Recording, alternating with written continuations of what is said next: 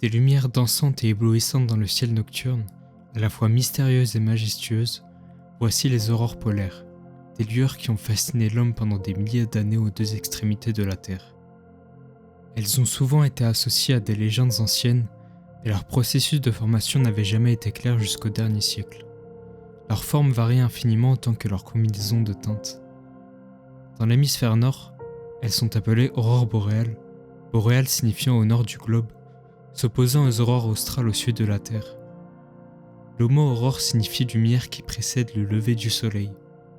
C'est aussi le nom que les Romains ont donné à la déesse de l'aube.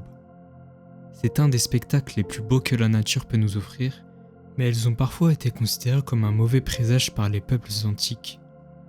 En Europe, au Moyen-Âge, lorsque l'aurore s'étendait jusqu'aux zones proches de l'équateur, elle prenait parfois une teinte rouge foncé, rappelant le sang versé lors des batailles.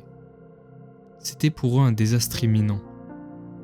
Mais en dehors de ce cas, elles étaient plutôt considérées comme le reflet des guerriers célestes, les âmes des guerriers morts au combat qui combattent dans les cieux pour l'éternité.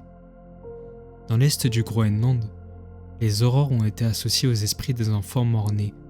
Plus généralement, aussi bien en Occident qu'en Chine, elles étaient considérées comme des serpents ou des dragons.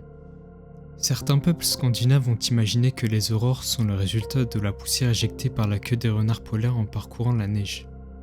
Ainsi, le terme utilisé en finnois pour désigner les aurores signifie « feu du renard ». Les aurores polaires ont réellement commencé à être étudiées scientifiquement à partir du XVIIe siècle.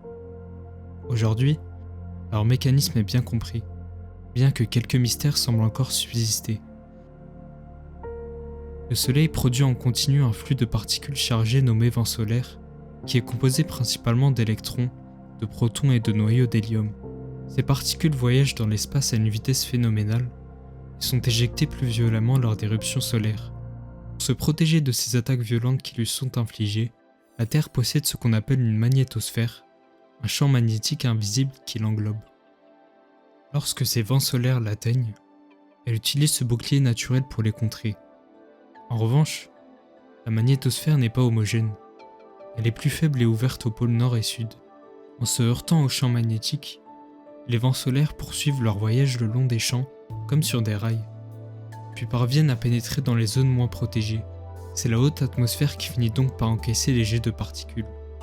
Plus particulièrement, c'est dans l'ionosphère qu'une interaction débute, entre 80 et 500 km d'altitude.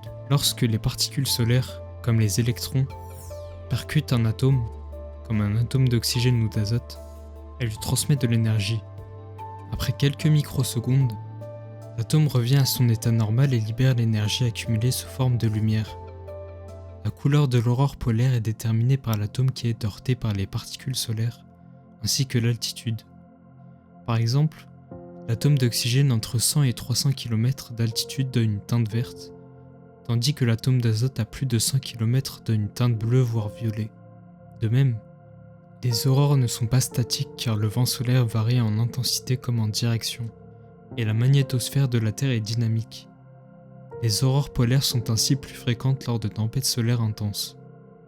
Les aurores polaires ne sont cependant pas exclusifs à la Terre. On en retrouve également sur les pôles d'autres planètes, telles que Mars, et toutes les planètes joviennes du système solaire, c'est-à-dire Jupiter et Saturne, ainsi qu'Uranus et Neptune. Les plus grandes aurores polaires restent sans doute celles de Jupiter, possèdent la plus grande magnétosphère du système solaire, pouvant contenir le Soleil en entier.